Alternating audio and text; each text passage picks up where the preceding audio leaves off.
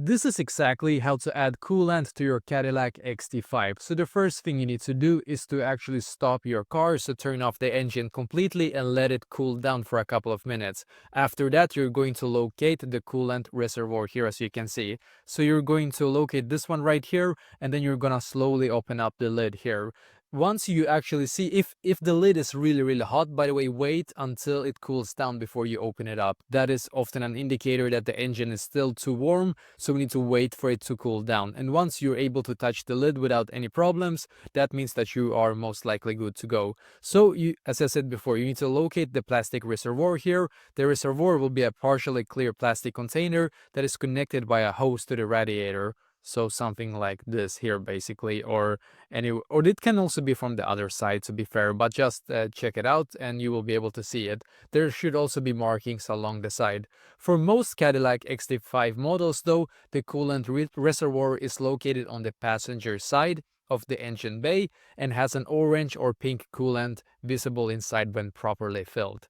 And then you're going to go get this specific coolant here. As you can see, this is the one that I've seen that fits most XT5 models. You can always double check by going into parts.cadillac.com website here, as you can see, and this is the one that I am going to use here. As you can see, you can if you click on this one right here, you can actually search for your specific vehicle. So this one fits this specific model here, but you can search for your year here and your specific obviously the XT5 here, and then you can see you can add that specific vehicle here. So sometimes it's not perfect match, just so you know, but double check. It's gonna work for most models I have seen, at least personally.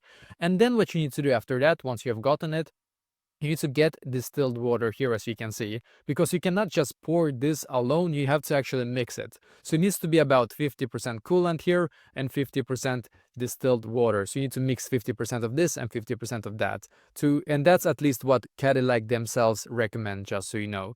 And then on the coolant reservoir here itself, you should be able to see something like this, a min and a max. If you cannot see it, you cannot basically to think easily here, you cannot fill over this, like absolutely not. So this is like the max. You can see they even marked this like this. This is like the max limit that you can actually fill. So I would fill maybe here. That should be fine, like this line right here. You don't have to really fill that much more. But yeah, just don't go over the max line here. Then you should be completely fine. And yeah, basically that is exactly how to add coolant to your Cadillac XT5.